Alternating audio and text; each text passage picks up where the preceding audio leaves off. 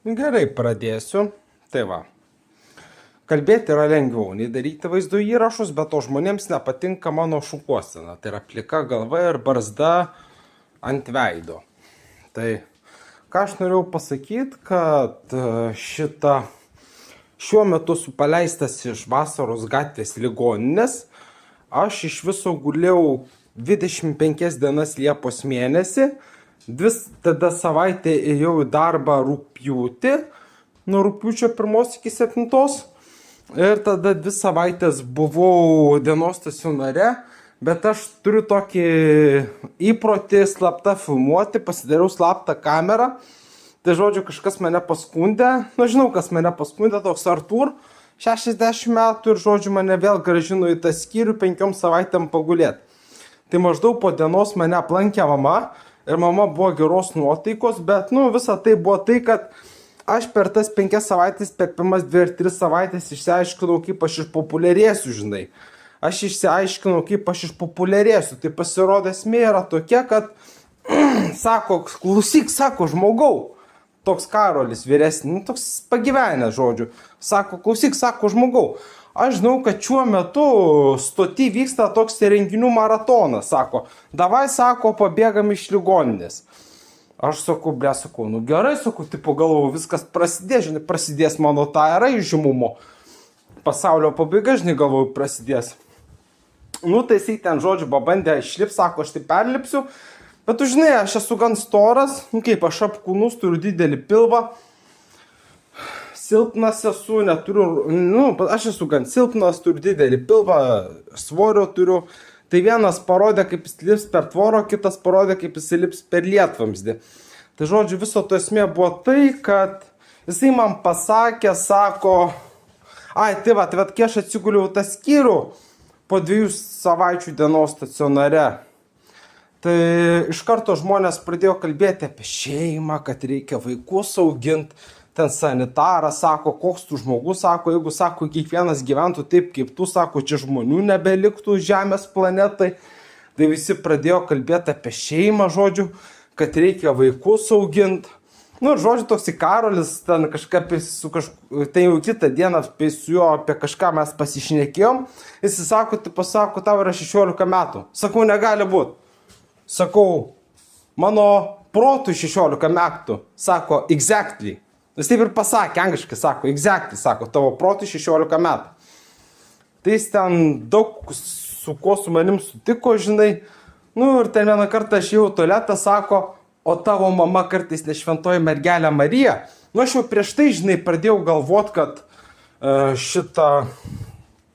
aš dar Liepos 1 ar 2 dieną nuėjau į Kūlgrindos klubo uždarimą vasarą.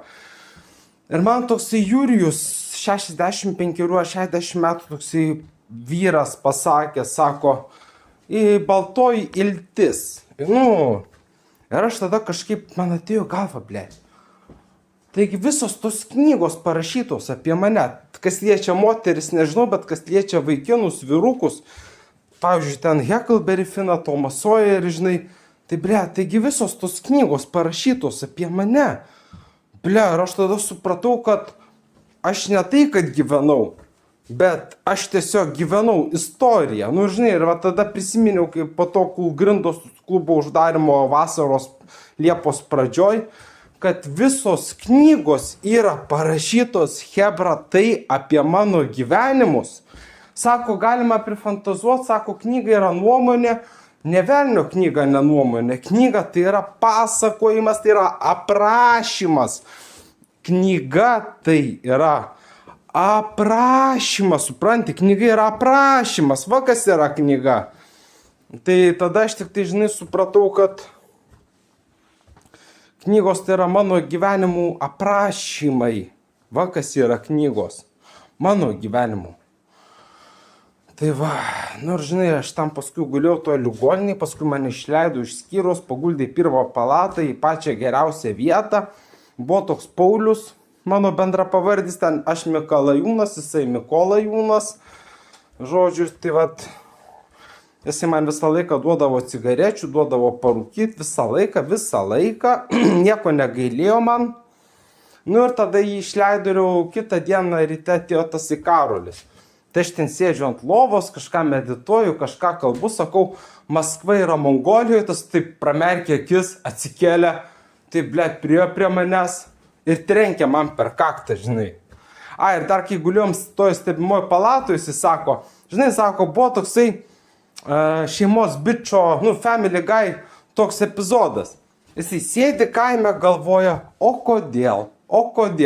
Ateina žmona ir sako, vaikai, blėt, valgyt nori, o tu čia galvoji, kodėl? Žinai, sako, vaikai, blėt, valgyt nori, o tu čia galvoji, kodėl? Ir tada sako, blėt, sako, galvok kaip užaugint maistą, sako, augink maistą. Tai tada sako, yra toksai kaimas, sako, kur tavęs laukia, žinai, tipo Deivido Mikalajūno, ten kažkas laukia. Sako, kur čia, sako, yra akmenė, ten dar kažkas. Sakau, tik aš žinau tą kaimą, sakau, tarp Šiaulių ir Joniškio, sakau, Naisiai, kur šitą Karbauskio ūkis yra. Sako, va būtent. Tai va taip ir baigėsi tas mano gulėjimas. Kaip gulėjimas nesibaigė, bet po kurio laiko ten, kai guliau toj šitą stebimoje palatoje, tokį amerikoną vieną atvedė, ne amerikoną, bet tokį amerikietiškai atrodantį, tipo, kaip Kurtas Kobainas toks. Bet, žinai, tasai vyrukas, tas ilgaplaukis vyrukas, kurį atvedė į tą palatą ir paguldė ant lovos, jis atrodo kaip mirtis, žinai, toks visas pavargęs, kaip mirtis. Jis labai gražus, bet panašus į Kurtą Kobainą, bet, jo išvaizda, žinai, kaip mirtis kokia, kaip mirtis, kaip seno žmogaus, veidas. Tai, žodžiu, susiradau ten draugų, tokią Mariją susiradau mažytę, tokią Jolantą susipažinau, jinai man pasakė, sako, turiu dukrą Ievą, sako, ateik su ją pabendrauti, bet kaip aš bendrausiu su jos dukra, kai jinai dar neščia, žinai, jinai dar neščia ta jos dukra, tai kaip aš su ją bendrausiu, jeigu jinai dar neščia. Tai, žodžiu, mane ten laikė lygiai 5 savaitės ir iš karto paleido, ketvirtadienį. Pirmą kartą paleido, kodėl aš atsiguliu pirmą kartą, dėl to, kad mane dapiso tas darbas valgykloj plauti indus. Mane jisai tiesiog dapiso. Ir kai mane išleido, dar 2 savaitės turėjau neapmokamų atostogų. Bet kas įdomu, už visą mano ligos laikotarpį iš namų bendrijos, kur valau laiptinės, nepervedė nė cento. Lygiai 0 eurų.